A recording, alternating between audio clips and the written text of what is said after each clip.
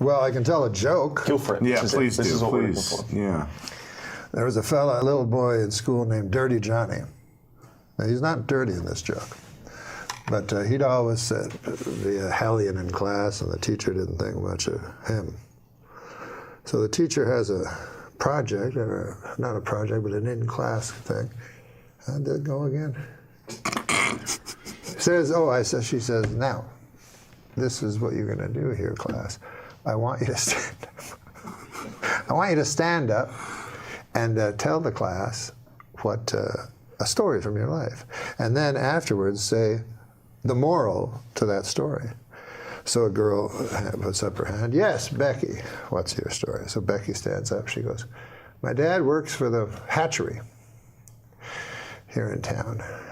And what happens was he got about 15 eggs.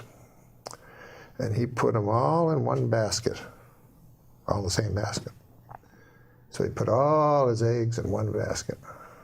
And he put it on the horse and buggy and drove back home.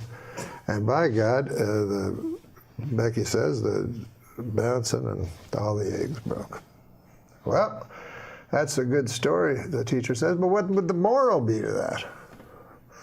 Becky says, well, the moral is, don't put all your eggs into one basket. But goddamn, says the teacher, that's a good one. Anybody else? Marjorie puts up her hand. Marjorie, what's your story? She says, well, my dad works for the hatchery, as all of us. Thank God for the hatchery. She says that we'd all be lost. But anyways, my dad knows that eggs become chickens. And so he was counting his chickens, and he added in the eggs, you see. And then he put them on a horse and buggy to go to town, and they all broke. Well, what's the lesson to that? The teacher says she can't understand. And she says, well, don't count your chickens before they hatch out of an egg. Mm-hmm. So the teacher says, that's a great one, too. Anybody else?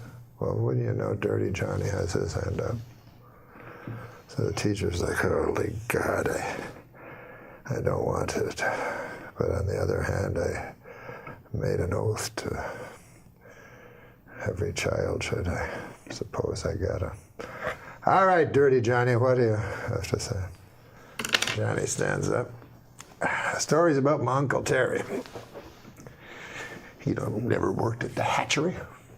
On account he was in Vietnam, and he got disability. He don't even like people who work at the hatchery. But the story happened far from these shores, in a little town called Da Nang.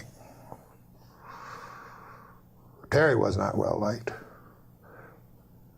His whole troop left him, abandoned. And he woke up in the weeds, and all they left him with was 3 bottles of Jack Daniels, some weapons.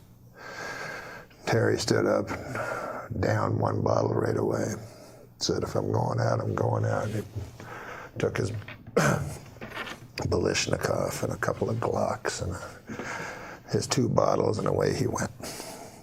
He found a town. And he didn't know if it was Charlie or if it was one he was sent to protect. But all he knew was he had hate in his gut. So he started firing. And he fired the Kalashnikov with an arcing kind of, like a farmer would with hay, with a scythe. And sure enough, the men fell like hay before him. And then the women, and by God, I'm ashamed to say it, but then the children. And finally, all was left was Uncle Terry standing in the mud and the blood and the glory. And he touched his pants, and it was wet, and he said he was ashamed. He felt shame, Uncle Terry, for he'd pissed himself. Well, he touched it again. It was not urine at all, but ejaculate. And Uncle Terry felt pride where shame once was. And the teacher's like, good Christ, what kind of a story is that? What the hell is the moral to that? Oh, well, he says, when Uncle Terry's been drinking, you don't fuck with him.